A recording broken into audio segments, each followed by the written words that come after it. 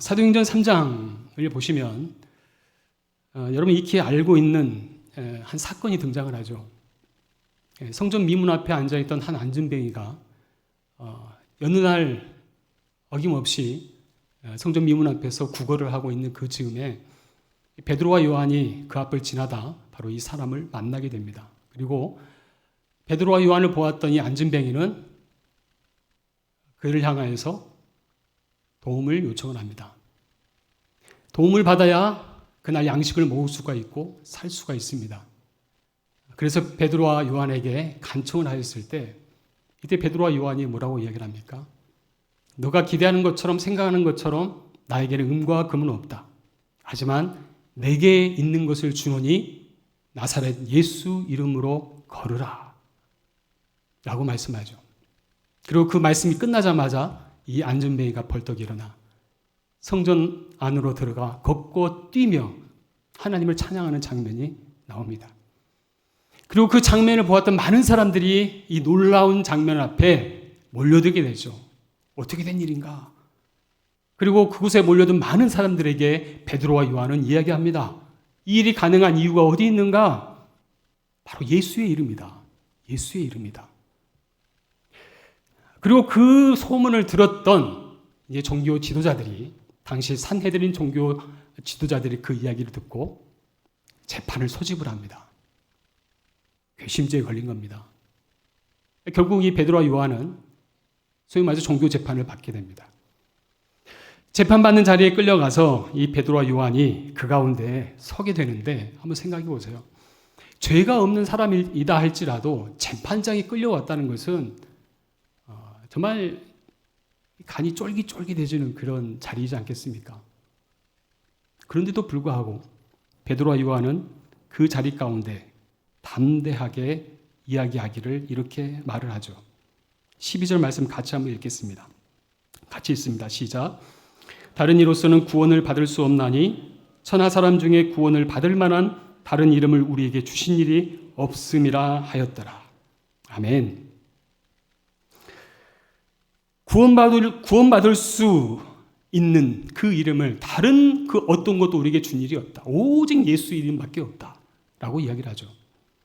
그리고 이 말에 오늘 13절 말씀 보면은 베드로와 요한이 담대하게 말함을 보고 그들을 본래 학문 없는 범인으로 알았다가 이상히 여겼다라고 이야기합니다.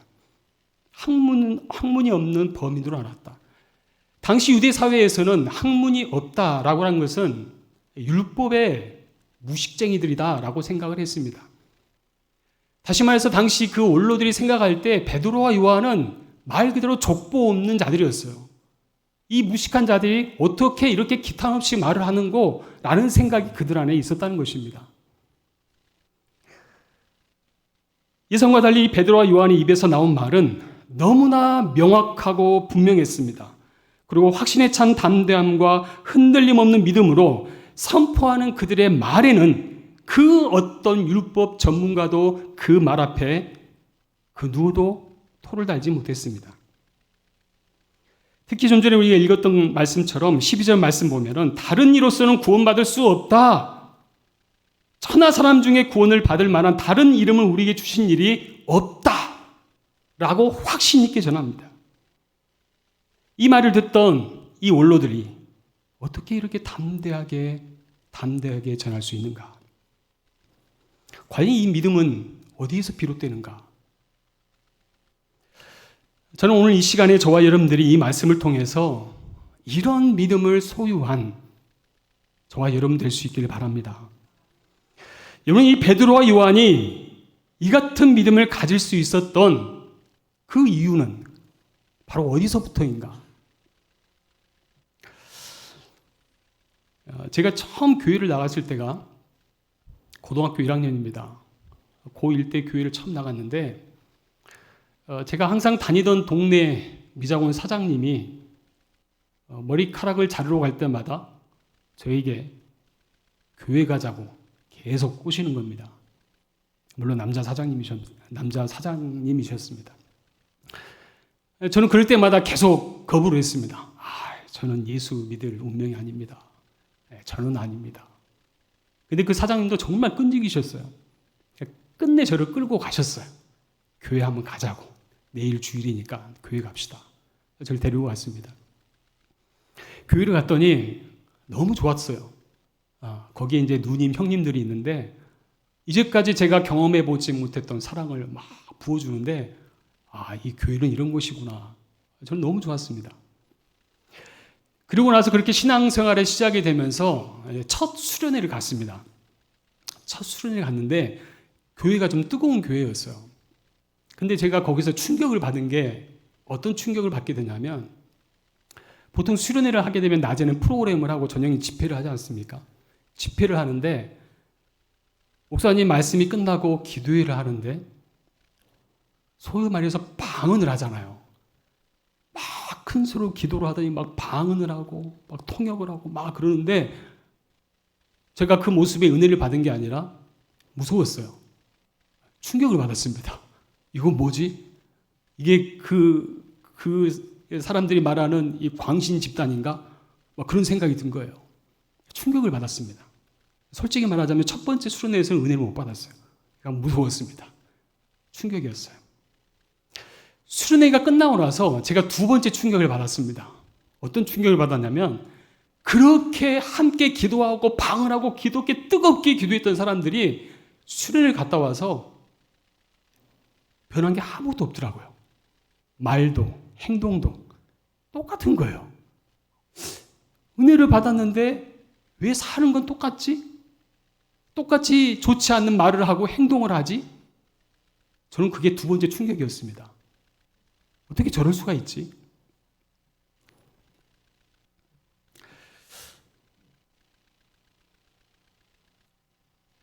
여러분, 산헤드린 공회에서는 베드로와 요한이 담대히 말하는 것을 보고 매우 이상하게 여겼다. 그리고 이렇게 이상히 여기는 이 담대함을 가졌던 이유는 어디서 비롯되는가? 사도행전 4장 8절 말씀 보면은 이렇게 말씀을 합니다. 이에 베드로가 성령이 충만하여 이르되 베드로가 성령이 충만하여 이르되 베드로와 요한은 성령이 충만하여 이 믿음의 증거를 할 수 있었다라는 것입니다. 성령이 충만하여. 여기에서 이 성령의 충만함은 우리가 생각하는 것처럼 단순히 요란한 모습의 성령 충만만을 말하지 않더라는 거예요. 왜 알다시피 우리가 성경에 기록될 당시 오순절 성령 강림 사건이 있었던 놀라운 사건에 대해서 우리는 알고 있습니다. 그 현상에 대해서 우리는 성경을 통해서 알고 있죠. 그리고 그것을 통해서 많은 사람들에게 어떠한 일이 일어났었는지를 우리는 알고 있습니다. 자, 여기서 이 성령 충만함의 현상을 지켜보았던 당시 예수 믿지 않았던 사람들의 반응은 어떠했을까요? 성령 충만함을 받아서 그들이 방언을 하고 예언을 하고 은사를 행하고 모든 일이 일어났을 때 예수 믿지 않은 사람들은 과연 그 장면을 보면서 뭐라고 평가했는가? 오늘 13절 하반절 말씀 보면 뭐라고 아까 말씀을 하죠?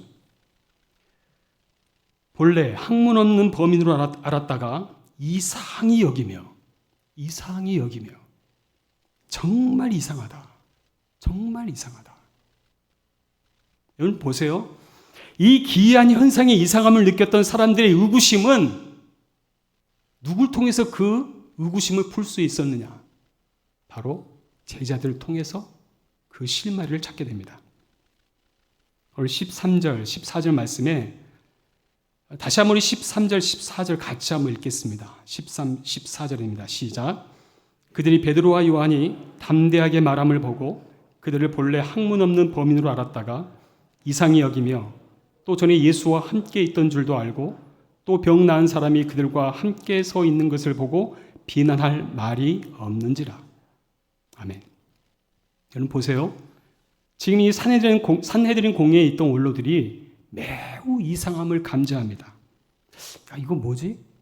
이 무식한 놈들이 어떻게 이런 말을 할 수가 있지? 그리고 이 말을 반박할 수 없었던 확실한 증거까지 지금 이들이 가지고 있다는 거예요. 확실한 증거. 만약에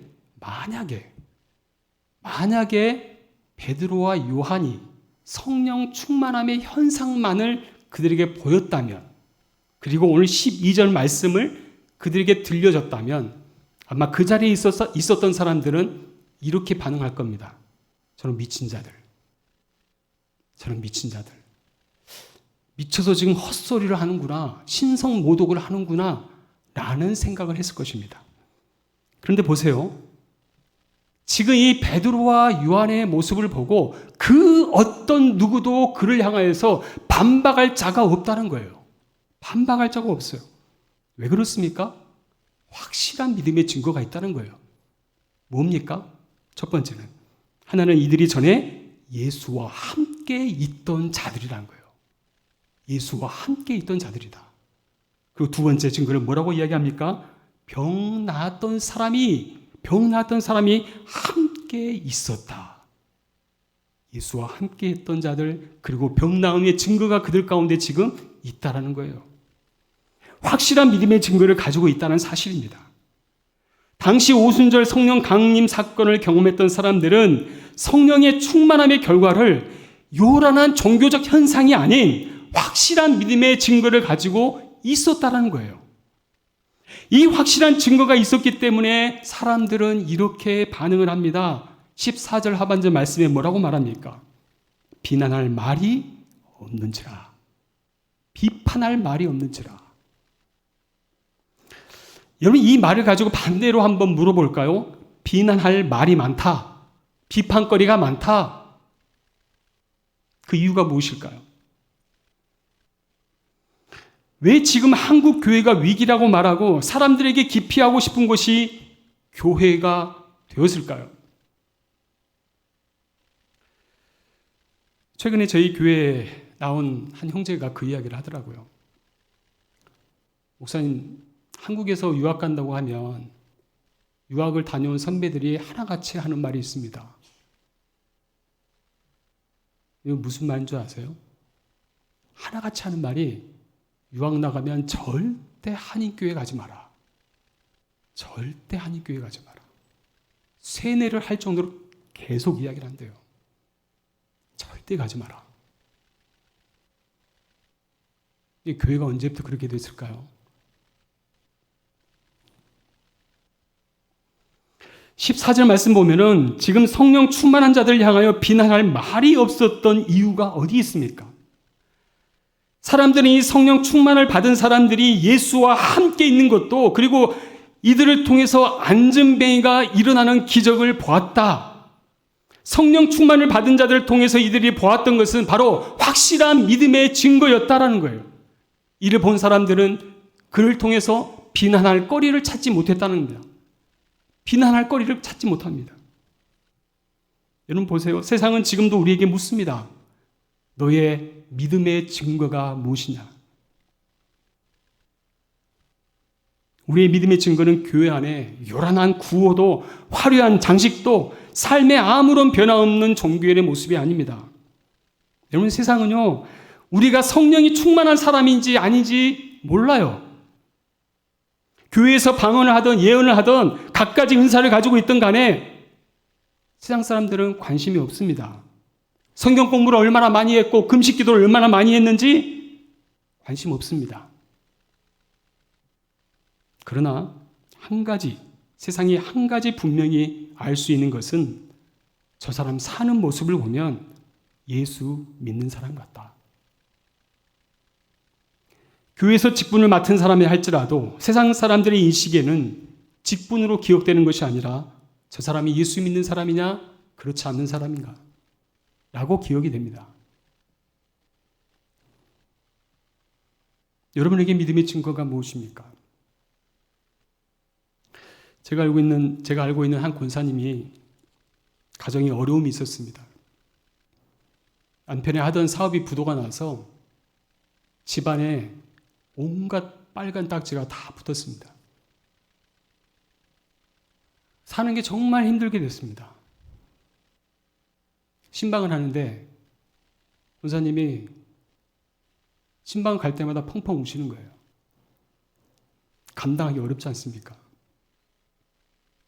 그런데 모두가 끝났다고 생각할 때 묵묵히 인내로 기도하고 그 험난한 터널을 지나왔습니다.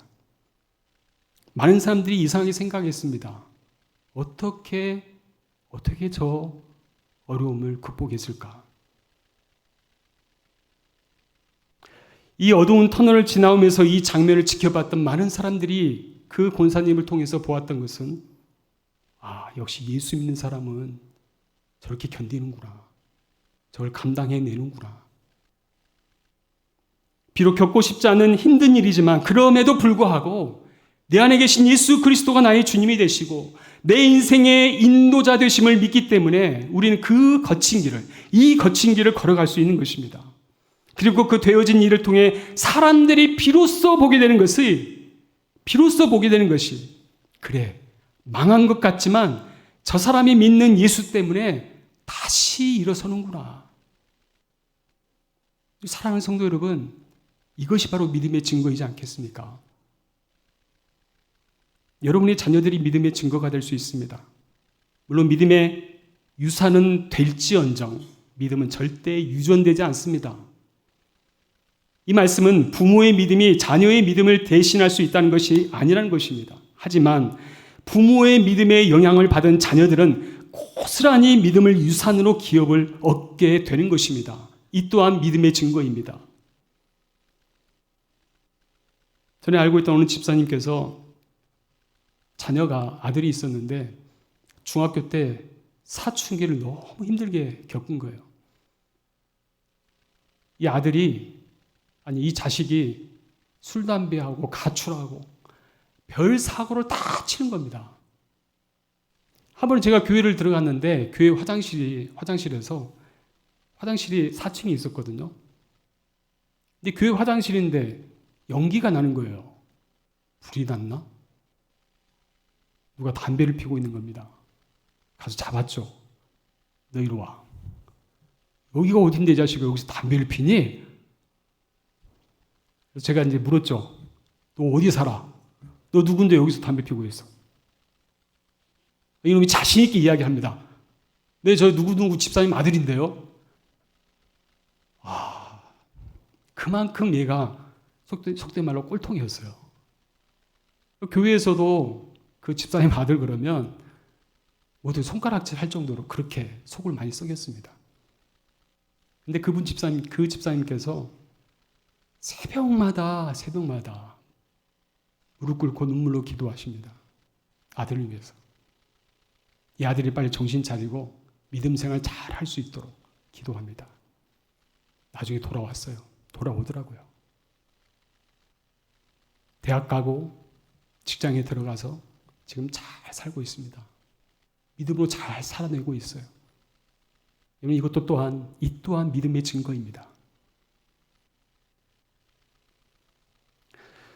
제자들이 주님과 함께 동행하였고 주님과 함께 있던 제자들을 통해서 믿음의 증거가 나타났던 것처럼 우리에게도 이런 믿음의 증거가 나타나야 한다는 것입니다.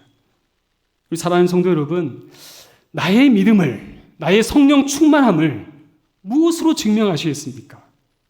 나의 믿음의 증거는 무엇입니까? 이 말씀만 나누고 말씀을 마치겠습니다. 며칠 전에 제가 어느 선교사님과 잠깐 교제하는 시간을 좀 가졌습니다. 이 선교사님은 선교지에서 적지 않은 시간을 보냈던 분이셨습니다. 근데 이야기하던 중에 이 선교사님이 자신 안에 있던 고민 아닌 고민을 같이 나누어 주시는 거예요. 뭐라고 이야기하시냐면 언제부터인가 마음 한켠에 드는 생각이 어떻게 하면 눈에 보이는 사역을 할 것인가? 어떻게 하면 교회를 크게 짓고 어떻게 하면 센터를 크게 짓고 어떻게 하면 나의 성을 만들어 갈 것인가? 라는 생각이 오래전부터 사로잡고 있더라라고 이야기합니다. 그런데 이 선교사님이 기도하는 중에 하나님께서 어떤 마음을 주셨냐면 야, 그거 너의 욕망이야. 너의 욕망이야. 그건 내 뜻이 아니야. 하나님 그런 마음을 주시더래요. 그리고 이 선교사님은 얼마나 그 말씀 앞에, 그 음성 앞에 눈물로 회개하고 그리고 그 다음 어떻게 하셨냐면 선교 편지를 다시 썼어요. 후원했던 교회 그리고 후원자들에게 솔직하게 다 기록한 거예요. 죄송합니다. 제가 이런 마음으로 사역을 했습니다. 용서해 주십시오. 그 말씀을 듣는데 참 대단했습니다. 쉽지 않거든요. 제가 감히 선교사님에게 이런 말씀을 드렸어요. 선교사님, 우리가 선교사는 외형적으로 보여지는 것에 길들여지기 시작하면 우리의 관심사는 얼마나 큰 나만의 성을 만들어 갈 것인가에 주목되어지는 것 같습니다. 하지만 선교사는 위대한 사역을 일으키는 것 못지않게 중요한 것은 선교사로 잘 살아내는 것입니다. 제가 선교지에 있으면서 한 번은 이런 일이 있었습니다.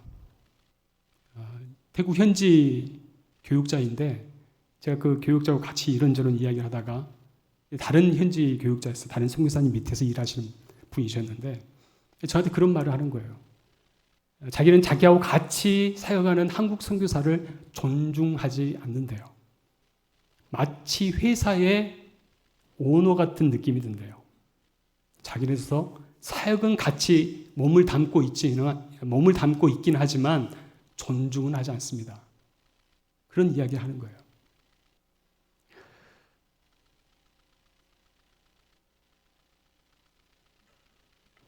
많은 일을 만들어내지 않더라도 나의 삶을 통해서 예수님이 드러나고 나의 삶이 예수님의 삶이 되어 현지인들로 하여금 예수님의 모습을 본이 되게 하는 것, 진정한 선교입니다. 우리 사랑하는 성도 여러분, 믿음의 증거가 무엇입니까? 선교사에게는 선교지에서 예수님처럼 살아가는 것, 선교사를 통하여서 예수님이 보여지는 것, 그게 선교이듯이 성도에게는 내가 있는 삶의 초소에서 나로 하여금 내가 믿는 예수 그리스도가 그들에게 보여지는 것, 그것이 바로 믿음의 증거인 것입니다. 오늘 말씀을 보시면 14절 말씀에 다시 한번 보십시오. 같이 읽겠습니다. 14절입니다. 시작. 또 병 나은 사람이 그들과 함께 서 있는 것을 보고 비난할 말이 없는지라. 여러분, 지금 우리 한국교회는 어쩌면 우리가 이 말씀 앞에 주목해 봐야 된다고 생각합니다. 왜 비난을 받습니까? 왜 비판을 받습니까? 믿음의 증거가 없어요. 예수님의 모습이 보이지가 않아요. 예수는 믿지만 내 안에 예수 그리스도가 있다라고 하지만 우리 안에 예수의 향기가 없고 예수의 사랑이 없고 예수의 능력이 없어요. 증거가 없어요.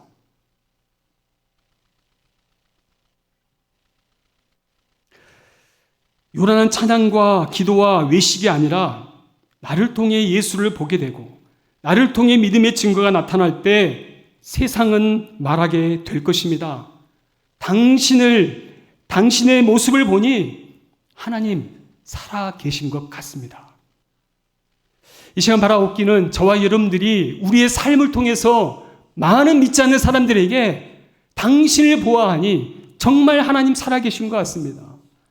양림교회 성도를 보니 정말 예수 그리스도의 모습이 당신의 모습 가운데 나타납니다. 라고 인정함 받을 수 있는 저와 여러분 될 수 있기를 주님의 이름으로 축원합니다. 같이 한번 기도하겠습니다.